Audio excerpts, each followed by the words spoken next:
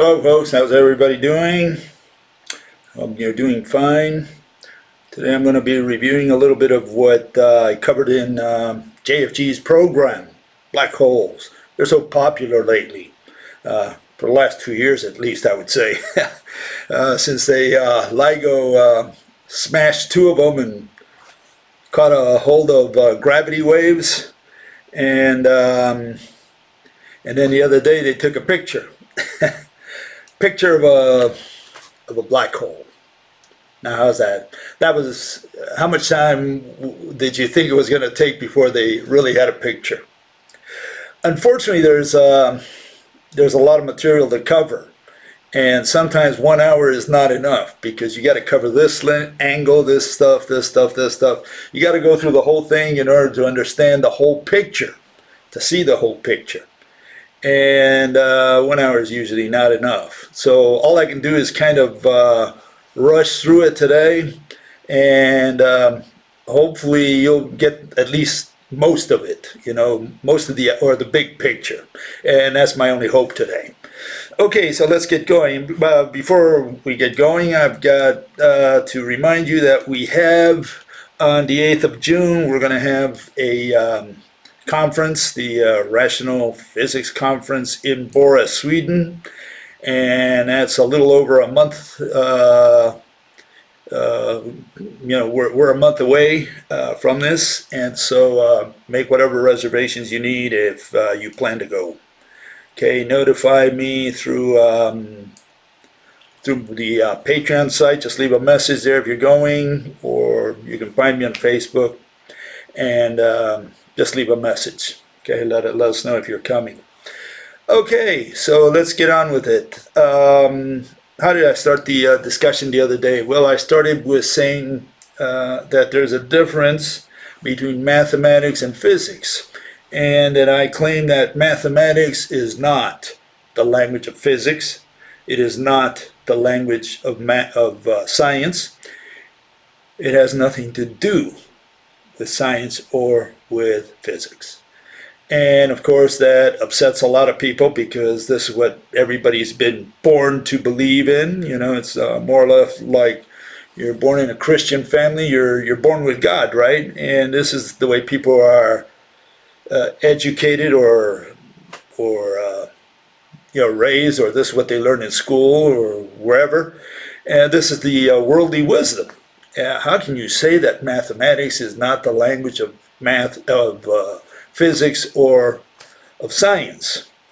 And it comes down to a definition. First, you have to define what science is, what physics is, and if there is a provision for mathematics, well, then mathematics is, it's welcome in there. If there is no provision for it, then we got to get rid of math regardless of what tradition tells us or what they've told us in school. And I define science as rational explanations. Physics involves rational explanations of mechanisms involving objects. You need to have objects to do physics. You can't do physics without objects. And if those are the definitions, if we go with those definitions, there is no provision for mathematics. Mathematics can only describe, has no power whatsoever to explain. That's why math is not the language of physics, of science, and has nothing to do with physics or science. We do not use equations, we do not use variables, we do not do calculations or solve problems, not in science. Because science is what? Rational explanations. Mathematics has no power to explain, only to describe. And I synthesized that in a little picture here that you can see. And you can see that mathematics, you go to the show, you see the magician cut the lady in half. The mathematician can only describe what he saw. He can say, look, you have x equals AB plus C, where A is equal to head, B is equal to torso, C is equal to legs. The guy took 20 strokes of the saw, 10 seconds, and cut it in two pieces. He can describe what he saw. he cannot explain, which is what we see on the right-hand side there in red. That's what physics does. It tells you what the mechanism of the trick was. In one case, one theory says, well, the lady was under the stage. Okay. Now another one says there's two ladies. Okay. And the third one says, well, there were two ladies, but they were positioned differently. Those are the kinds of things that physicists must do. Physicists must be able to explain a mechanism. Okay.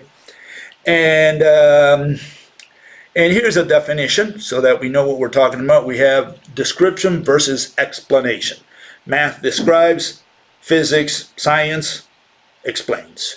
A description is just a listing of properties of a physical object. Okay, we use adjectives to describe objects, and we use adverbs to qualify or characterize motion. So you describe a chair, it's brown, has four legs, a backrest, a seat. That's a description. You can say it's mathematical. Yeah, great, it's mathematical, but you haven't explained anything. And that's what mathematics does. Mathematics has no power to explain. Physics, on the other hand, says, look, we want to know what the causes are, what caused something to happen. It's a physical interpretation. And the way you do this is you make a movie of the mechanism so that a person can watch the movie where you have images, where you have objects. And when you do that, the person can understand what you have going through your mind just by watching the movie. Essentially, that's what an explanation is. Okay. So I gave an example, and the example goes something like this. You see this in the night sky. You see, in the dark. You can't see what the cowboy is doing, but you see that the donkey is moving towards him somehow by magic so far. You just see this in the distance. Maybe your eyesight's not good. Maybe there's too much darkness. Who knows? But you can't see the mediator. Okay? So what are you going to put in there? Are you going to do this with particles? Are you going to do this with waves?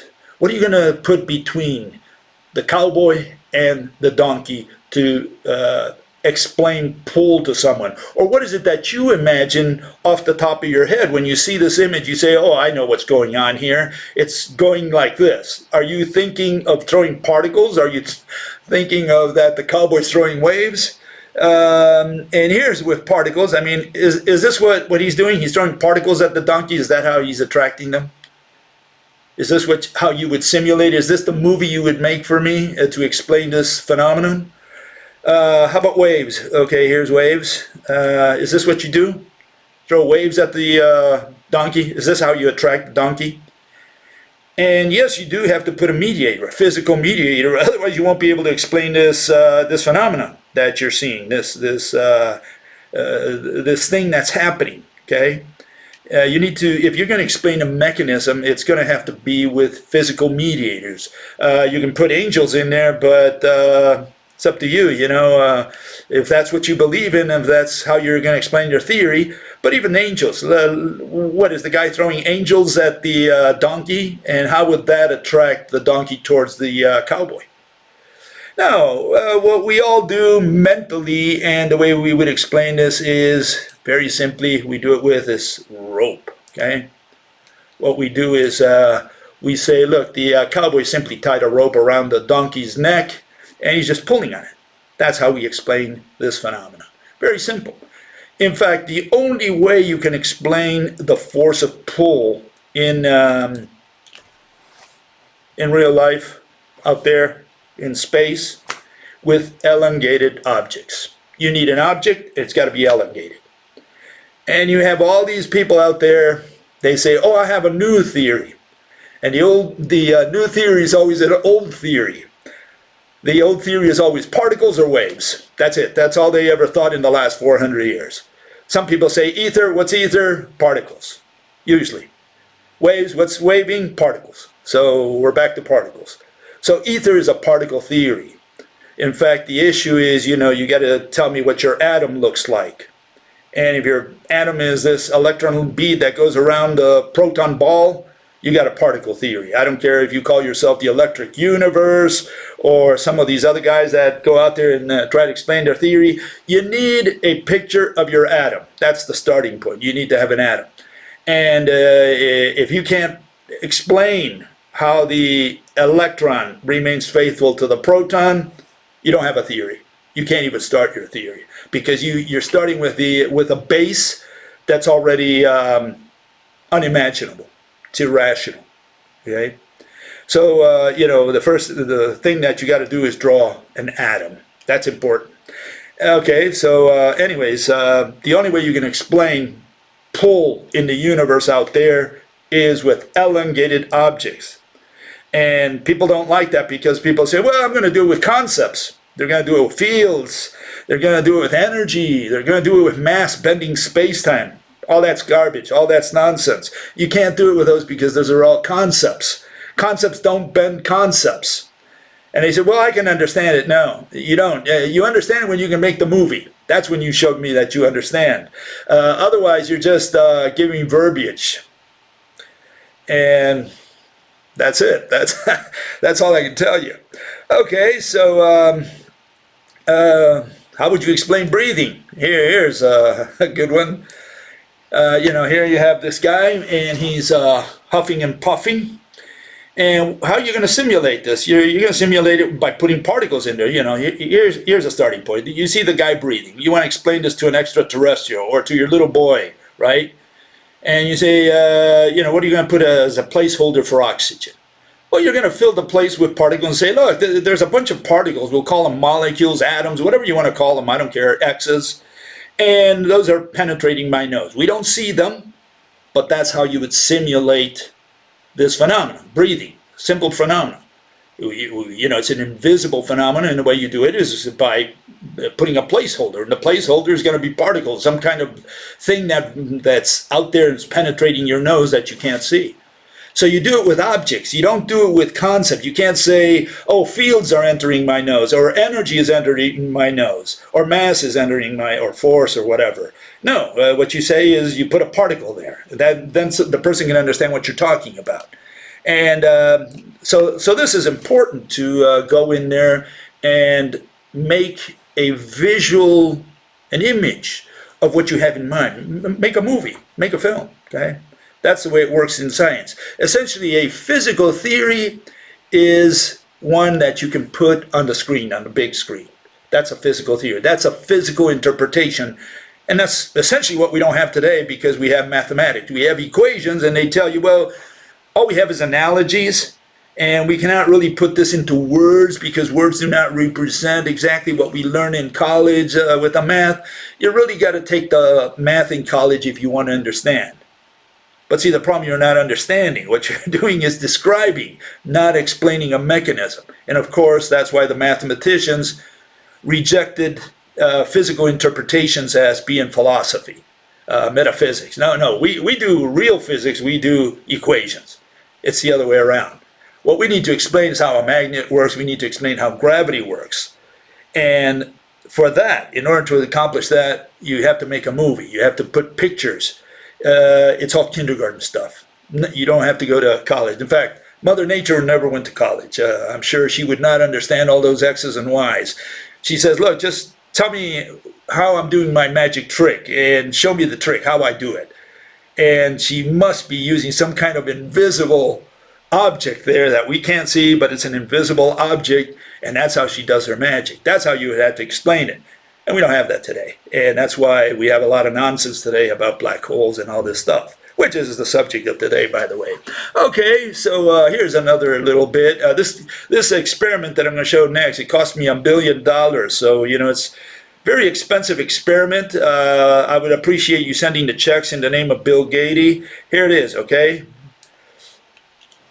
Take a domino, and it falls. And you say, well, how did I do that? Did I do that by magic?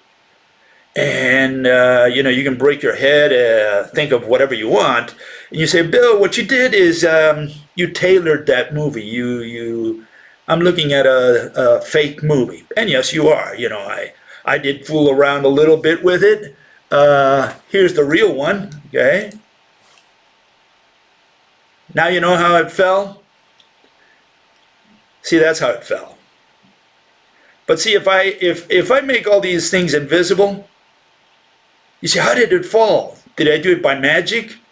Well, I'm sure Mother Nature doesn't use magic to bring down dominoes, okay? No, the way you do it, you go in there and you do it with a row of dominoes. And if the dominoes are invisible, you make them visible for the person to understand the mechanism. That's the way we understand mechanisms. You know, once you see this, you say, oh, that's kindergarten stuff. But here, this is magic. If you saw this suddenly in front of your eyes, someone doing something like that, how did he do that? Did he blow it down with his air? But even in that case, you know that there's a physical object. How did we do breathing a minute ago? We put particles, right? So you have to say, if you're going to simulate this for someone, if you're going to make the physical interpretation of this movie, you would put some kind of object in there. You say, look, that did not fall all by itself. Something pushed it down. Okay? And that's the point. The point is that physics requires physical interpretations, and you can only do physical interpretations with objects. Okay, can't do it without objects. Okay, so what's the issue? Well, the issue is that we have this little thingy that they call black hole. Very mysterious kind of thing. And you say, well, why is it mysterious? Well, I'll tell you why it's mysterious. Mysterious because we don't have a definition. That's the starting point. Here we have two definitions. We have NASA and we have, the Max Planck Institute, okay? And what do you see? Well, you see a definition, not really a definition, but it tells you what a black hole is according to NASA. It says a great amount of matter packed into a small area. And all the words that you see underlined, small, sphere, diameter of New York City, tiny, big, those refer to something that has volume.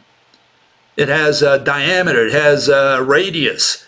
You're talking about something that is greater in volume, in size, greater than zero.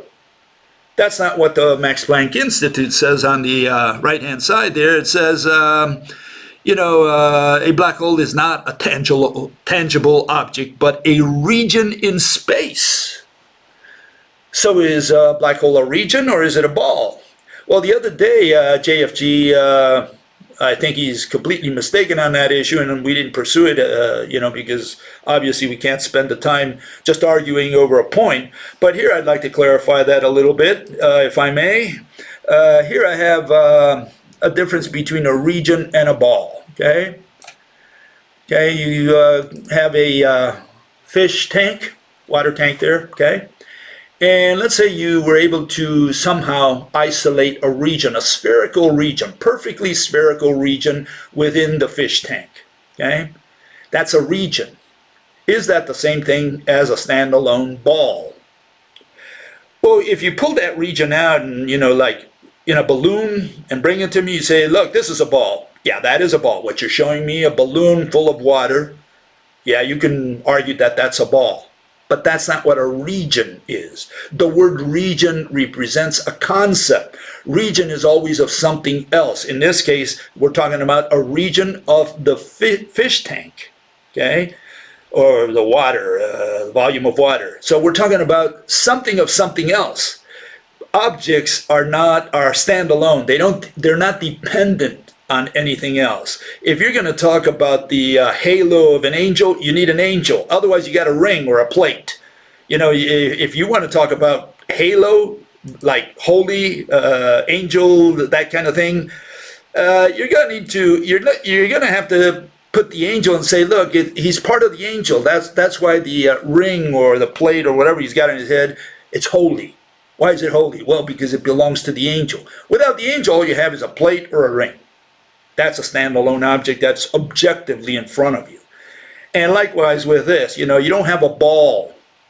A region is not a ball. And that's why it's important in physics. Physics can't be done without objects. Next step, you need to define what an object is.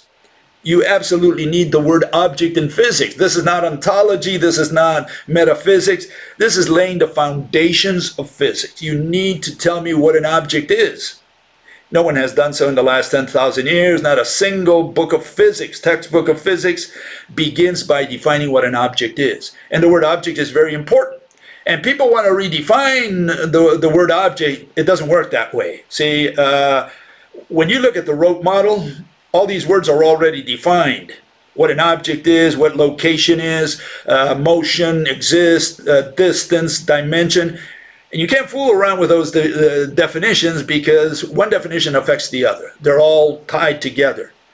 If you move one, you're going to move the others. You're going to change the whole thing. So you have only two options. You can criticize the definition, say, I got a better one, okay, let's hear your definition. But you can't just pull one definition out of nowhere and say, look, this is my definition of object, this is my definition of exist, or whatever. You got to put them all together. You need them all together because you're going to use all of them. You're going to need to know what a location is. You're going to need to know what motion is. So you can't say, well, I'm just going to define object. And I like the word touch for object. Anything you can touch is an object, for example. You can't just do that. You can't just pull it out of context and say, I'm just going to define this. You got to define it all, because you have to lay the entire foundations of your physics. Okay? And then you got to compare them against what I wrote down. So we have something to compare. Yours against mine. You just don't compare one word. You compare all of them. You need a body of words to do physics. Okay. Okay. So what's the problem with this ball versus whole or 2D plate or region of space or space-time? Well, here's the problem. The problem is that what these people have done is they put a hole, and they tell you that's the one on the left there. It's a hole, and they say, look, that's a black hole. But see, in other contexts, they say, well, it's really a ball. It's the one on the right. So we have a hole which goes through space-time, through this wormhole. But the important thing about a hole is that it can only be on the surface of something. Like in this case, the hole is on the surface of space or space-time, whatever that black cube means to you. Okay, so it's on the surface of space or of space-time. You can't see a hole inside the body of an ocean or of the ground. No, you need to see a cross section, and you should be staring at the surface. Like if you see Bugs Bunny's hole from the sky, that's how you would see it. You have to see the surface of something to see a hole. On the other hand, the ball, you can see it inside the cosmic ocean there. You can have the ball in there, no problem at all. So these are two different notions of what a black hole is. And there's also the problem with gravity. See, in the case of the hole, supposedly it goes into the hole through a wormhole into another universe. In the case of the ball, the gravity goes towards the center of the ball. So we have two different notions here. We have, on the one hand, gravity going through the wormhole, and the other one, the gravity going to the center of a ball, to the singularity. So which is it? See, we can't have it both ways and win. A black hole is one or the other.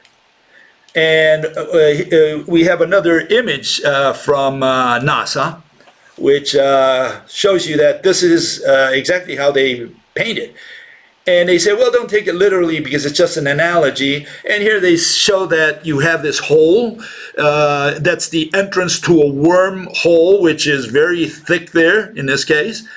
And they put this as science, like this is in the NASA site. It's not in a cartoon site. This is not Bugs Bunny and Friends. This is not Merry Melodies. This is a science site, and this is what they illustrate.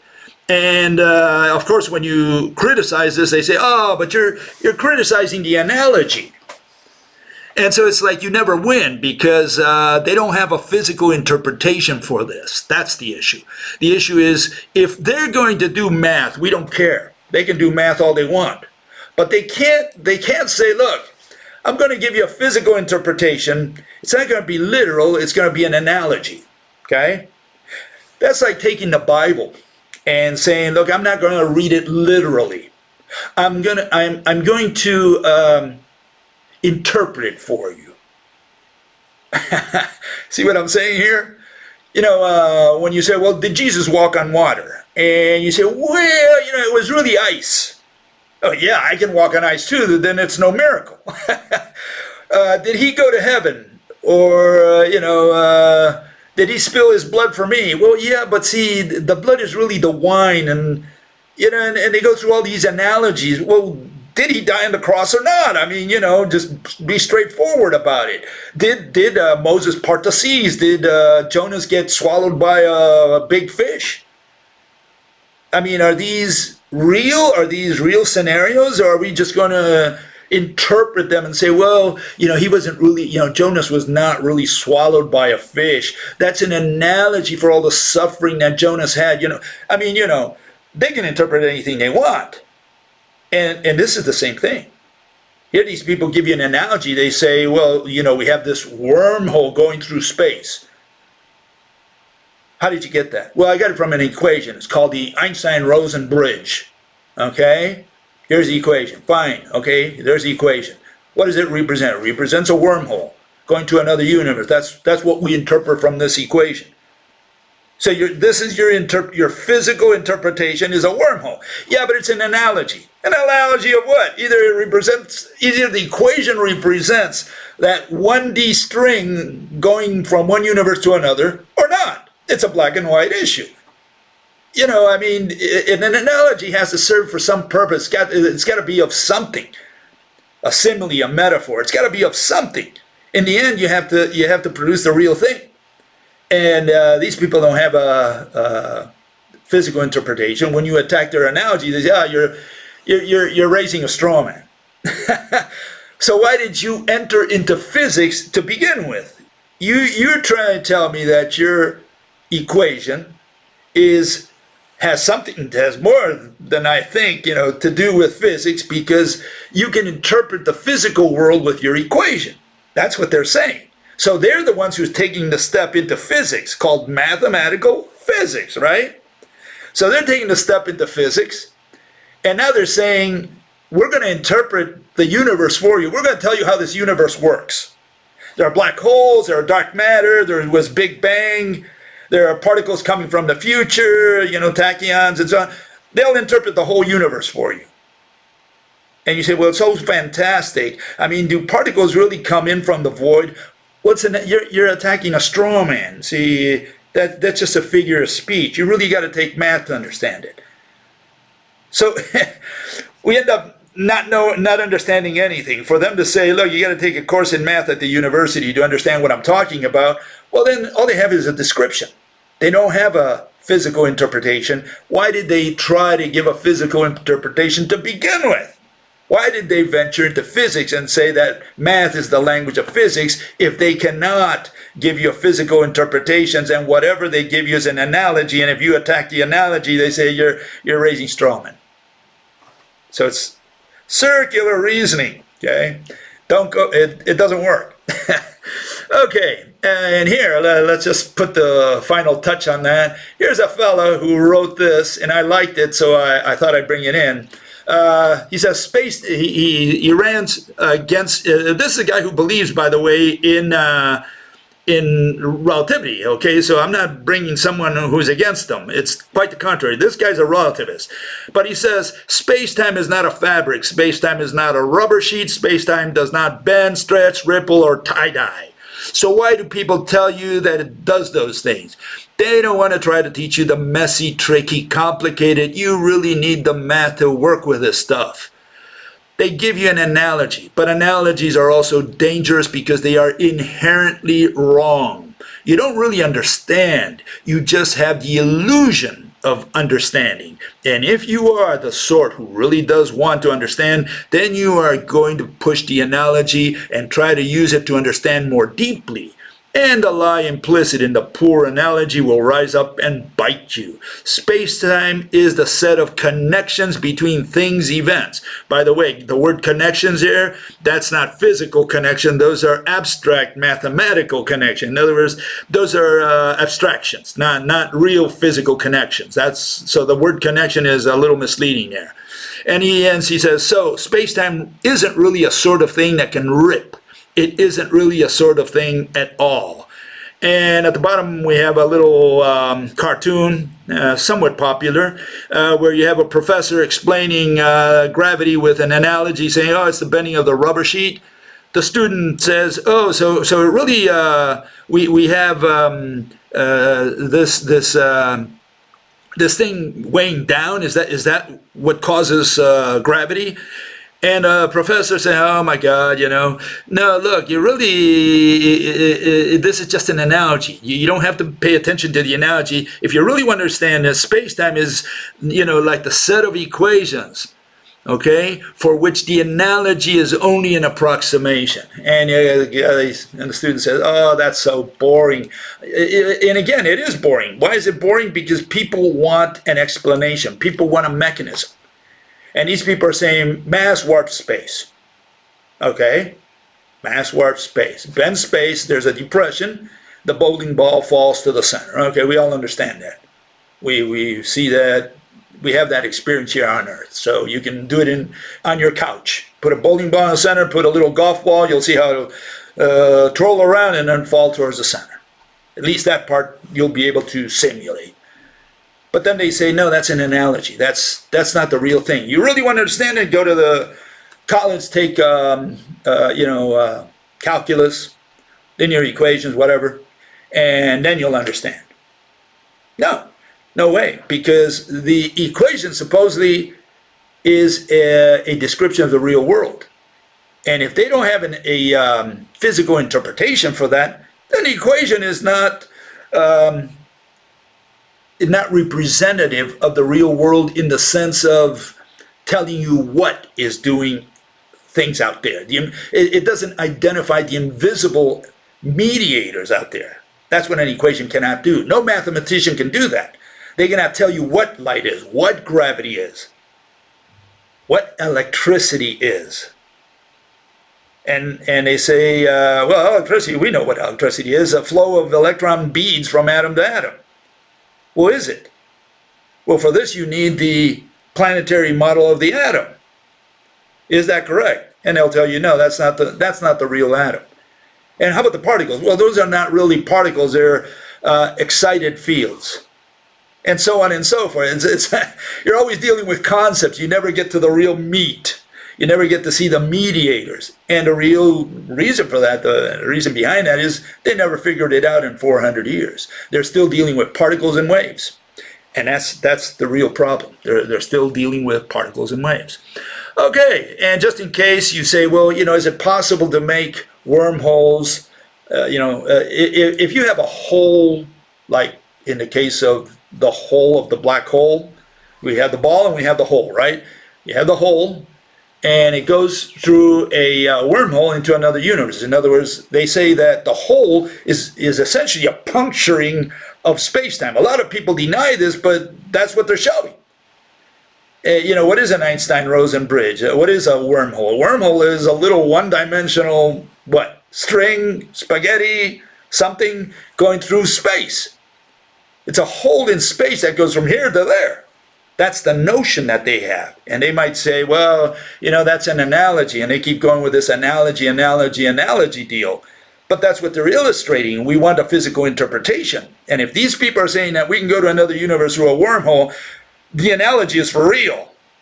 They can't say, well, if you attack that, you're just attacking the analogy. No, because you're telling me that your theory is that I can go through to another universe through a wormhole. So if that's what you have in your mind, if that's your theory, if that's your proposal, don't tell me it's an analogy, because your analogy is the real thing. Otherwise, you got to say that that's bunk. You can't have it both ways. You can't say, I can go through another universe through a wormhole, but don't attack the wormhole because that's just an analogy. Yeah, but it's the foundation of your theory, and your theory is that I can go to another universe through a wormhole.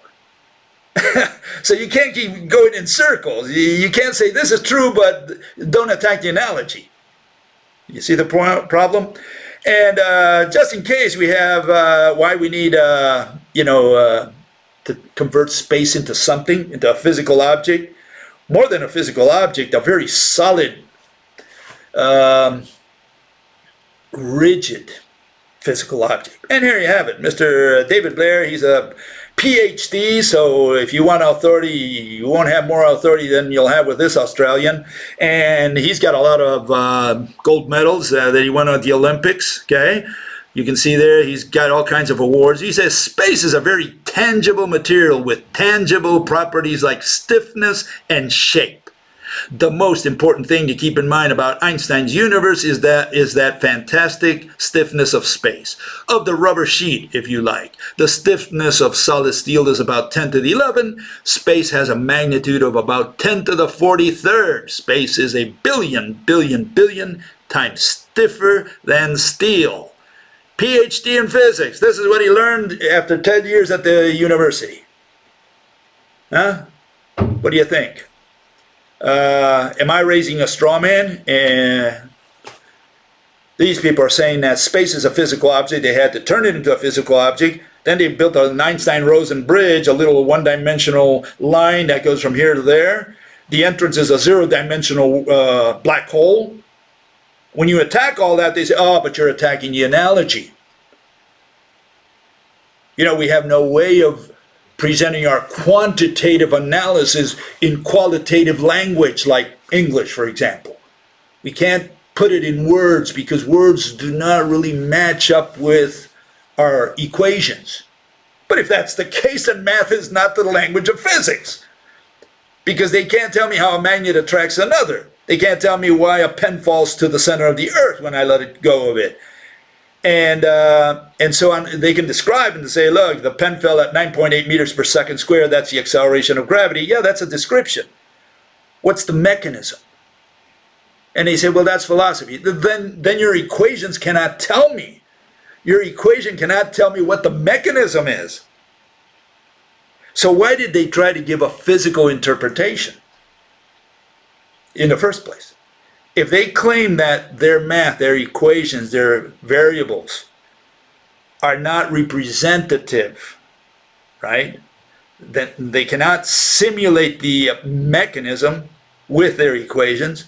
They can only describe.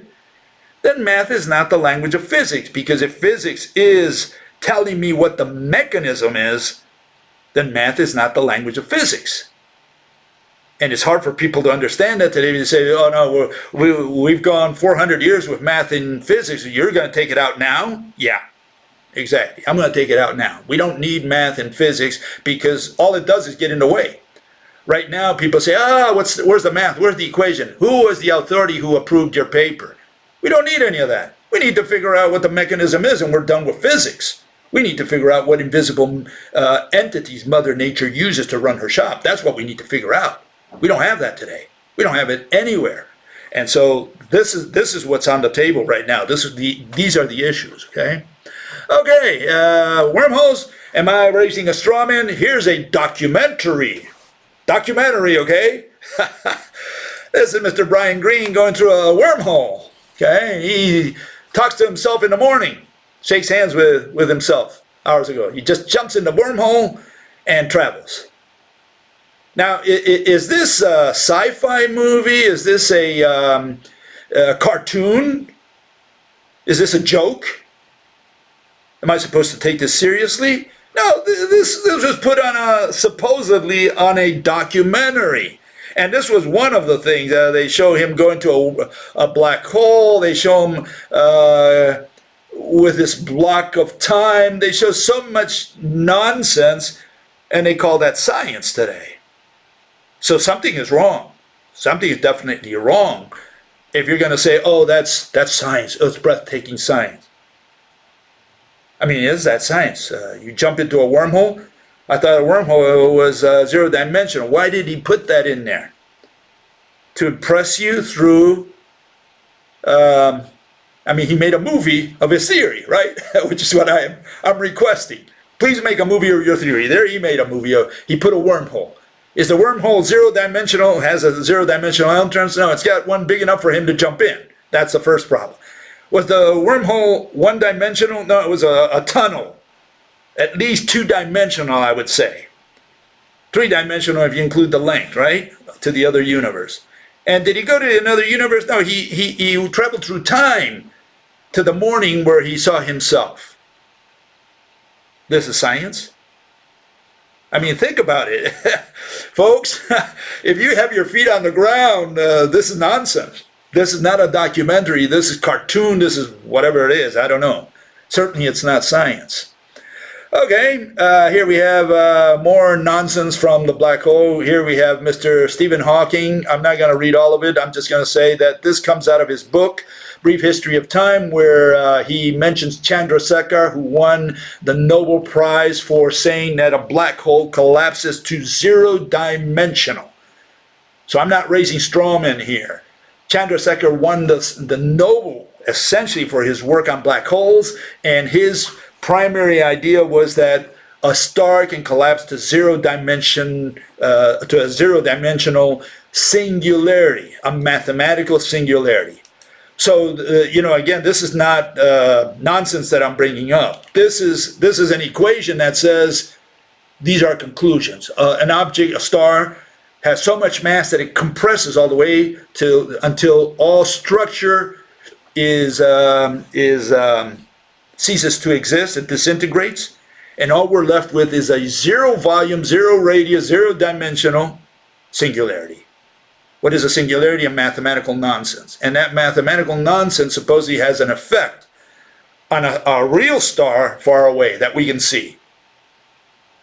So you got to ask yourself, if this is science?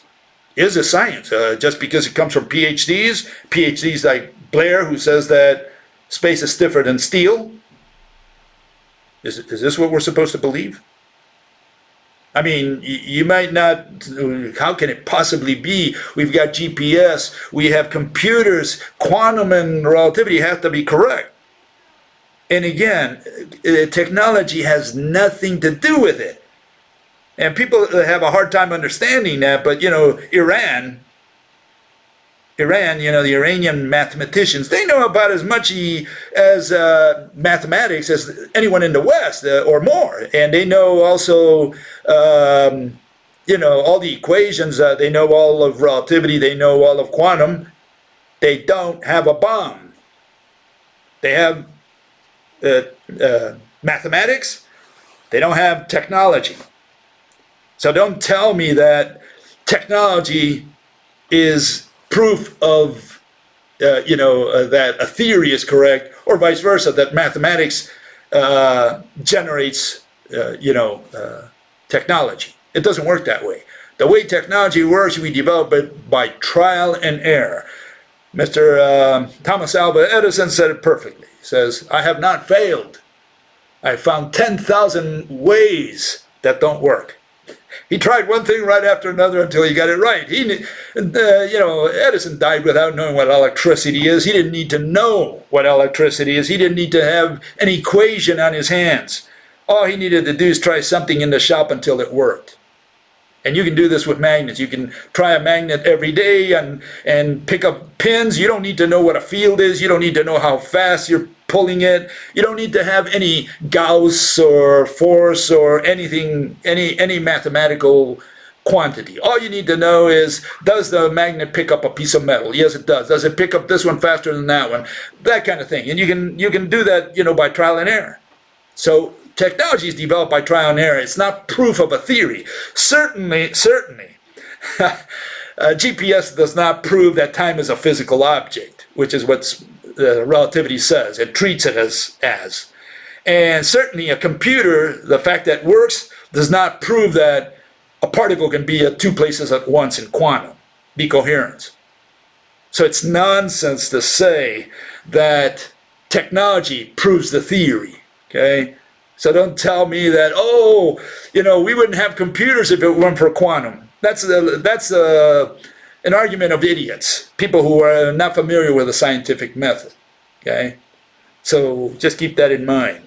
Computers do not prove quantum. It proves that the person who makes that analogy or that argument is not familiar with the scientific method. That's what it proves. Anyways, Hawking radiation, here's another little bit of magic. Hawking invented this nonsense to give astronomers something to do. You know, he says you have two particles. And as we all know from quantum, because quantum is right, never wrong, right? A particle can come out of the vacuum and it splits immediately in two. Okay, one becomes the positive, the other one the negative, whatever positive and negative means in physics, and they split up. One falls to the singularity. Why does the other one leave? Why would it fly away if gravity continues beyond the event horizon? I mean, if gravity pulls on that sun, on that star that's over there on the upper left-hand corner, that distant star there, if gravity can pull on that and force it to go around the black hole, why would the little particle that just split from its twin, why would that one fly away to your eyes? That's what they have to explain. They can't just tell me one falls into the black hole, to the singularity, the other one flies out, and that's why we can see light coming out of a black hole. Because we have all this X-ray or material that we can measure and see. If that's the case, why doesn't that light also fall into the black hole? And they say, well, it travels faster than light. Who cares if it travels faster than light if gravity's pulling on it anyways? Why would it go to your eyes? Why does it fall in as well? And again, they have to make it travel faster than light. And they say, well, it's outside the event horizon. Therefore, the velocity of light stops there. Okay? But see, that doesn't mean that the particle is going to go flying to your eyes. Why doesn't the particle fall? I mean, doesn't gravity bend light? Okay, so it should bend that piece of light also around the black hole. It doesn't bend it as quickly as, you know, in a closed curve like the one on the inside. But it's still, that particle has no chance of leaving. Why would it reach your eyes? See, they make this magic like one is affected by gravity and the other one is not. That's the problem. And then they tell you, on the other hand, again, because they have all these contradictions, they say gravity does bend light. Well, if it bends light, we could have bent that one as well. I mean, it should send it in a different direction as a minimum, right? So you figure it out. Okay, so does a black hole do this? This is even bigger magic. Here you have mass bending time. Now, how's that for a magic trick? Okay, mass bending time. The what is it? The fishnet. Does that make any sense to you? Because this is what relativity says. Essentially, it says that mass bends space-time. Time is a function or a part of space-time. So if mass bends time, what are they talking about? We have a concept bending another concept. Does love bend intelligence, or what is this? So this is nonsense. This is absolute nonsense. And again, if they say, well, you know, this is just an analogy, you say, well, then your math does not describe the real world. In other words, put it in terms, in physical terms. What does mass bend space-time really mean? And they can't put a bowling ball on a canvas and say, this is what it means. Okay, then I'm going to criticize that because that's your interpretation. You can't accuse me of raising straw men and saying, well, but that's only an analogy. Analogy of what? I mean, you're telling me that the reason the Earth, which is a real object, right, goes around the sun is because the sun weighs down space-time, right? That's your interpretation. That's what you're telling me that your equations tell you. And so your theory is that, yes, the sun does weigh a physical canvas called space-time, and that compels the Earth to go around. Because that's what the field equations of general relativity tell you. So don't tell me I'm attacking a straw man, because that is, your analogy is the real thing. I gotta explain how the Earth goes around the sun. You can't tell me, oh, that's an analogy, you're attacking a straw man. No, of course not. Because that is your interpretation. You're saying that your equations tell you that there is a canvas. The sun weighs down this physical canvas, and as a result of weighing down the physical canvas, the physical Earth goes around the sun. That's what the theory is. So there is no analogy. It's the real McCoy. And so keep the argument in mind, because these people want to, when they explain it to you, they give you their so-called analogy, but that's the real thing. And then when you attack their analogy, they say, "Oh, but you're raising a straw man. You got to do it. You got to attack my math." No, I'm not going to attack your math. I'm going to attack your physical interpretation of your math, because if you tell me that your equation tells you this, but then you're going to dismiss and say, well, that's just an analogy, then your equation does not explain how this universe works. It's your physical interpretation of your equation that I'm attacking. And your equation can't help you at all there, because he's interpreting his equation, okay, for you. Okay. Nevertheless, we have the circular argument. If a black hole actually crunches matter out of existence, like you see there in the center, it crushed matter out of existence. We have two professors, one at University of Maryland, the other one at University of Toronto, saying this. I don't know how many more you need. You need Einstein himself to come in here and tell you this. If a black hole does singularity crunches data out of existence, like even Chandrasekhar said, then we have to accept it. That's what it says. You can't see. The other day, JFG denied that. That mathematics really says that. He said, well, some people take too much liberty with the language, and really, the black hole doesn't crunch matter out of existence. That's what Chandrasekhar proved. That's what he got his Nobel for, proving that singularity crunches everything out of existence, and there's zero-dimensional center of mass in the center of a black hole that creates this event horizon, this ball, this region of influence around it. And so, yeah, a black hole does crunch matter out of existence, but then mass is the quantity of matter. And if all matter is gone, then what do we have? We have the concept mass. We have no more elephant, but we have it's 6 tons behind. What does that mean? How can you have 6 tons without the elephant? And so, yeah, if it crunches or crushes matter out of existence, then I don't know what a black hole is. And that's why nobody can tell you.